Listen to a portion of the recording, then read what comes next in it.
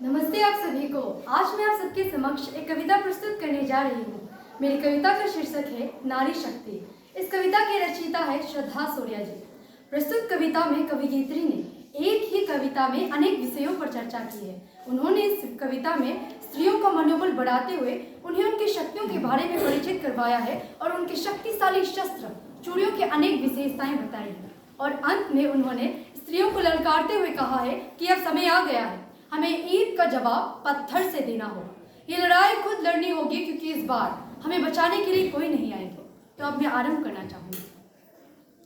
हे विरहनी व्यक्त के आलाप गाना छोड़ दे, हे विरहनी व्यक्त के आलाप गाना छोड़ दे, वेदना का फिर वही सब ताप गाना छोड़ दे, और कंत में दर चेतना का स्वर जगा जा तू अलग, वरदान गाही रागिनी अभिशाप गाना छोड़ दे।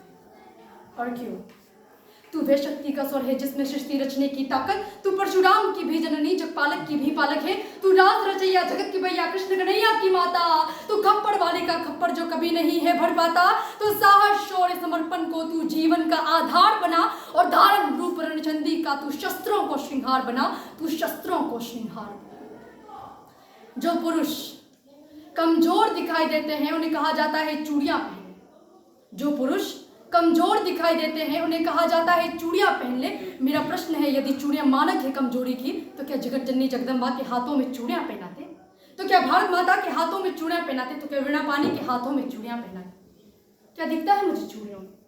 कलियों सी कोमल हाथों का आधार दिखाई देती है, कलियों सी कोमल हाथों का आधार दिखाई देती है, तलवारों के बीच नाचती धार दिखाई देती है, रणचंदी का बैरन बेदी बात दिखाई देती है, जगजननी का जीवन संसार दिखाई देती है, अंगड़ित अंगारों का घाट दिखाई देती है, धर्म ध्वजा को हाथों में लिए प्रतिकार दिखाई देती है, चट्टाने चिंगारी और अंगार दिखाई देती है, और तुमको चाहे निर्बल का श्रृंगार दिखाई देती हो, लेकिन मुझको ये चूड़ियां हथियार दिखाई देती हो।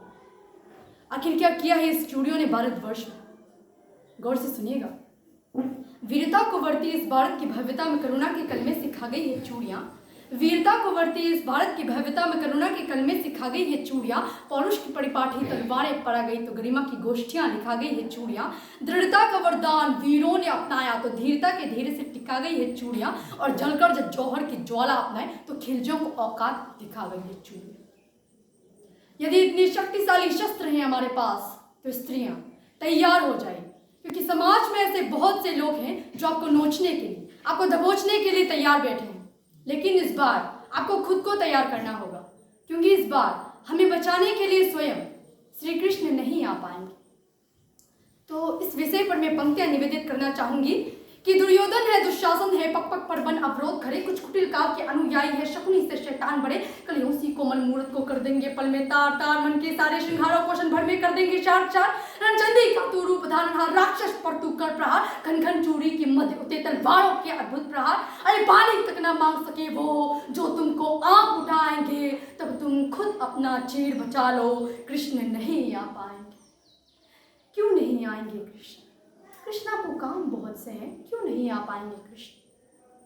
कृष्णा को काम बहुत से हैं, दुष्टों के नाम बहुत से हैं, माखन की मटकी राह तके भक्तों के धाम बहुत से हैं। अरे कब तक आएगा कान्हा हर युग की धाज बचाने को, दुर्योधन को समझाने को, सुरपांच जन्य अपनाने को? बोलो मुरली की धुन को कब तक यमुना जी तरसेंगे? बोलो कब तक वृंदावन में असुर की धारा बरसेंगे? हाँ तरसेंगे वो लोग कब तक गोविंद बिन बिन के ग्वाले, और कब तक नीर बचाएंगे वन बिस्तर पर नचने वाले? यहाँ रहेगी धीरधारी तो गोवर्धन कौन उठाएगा?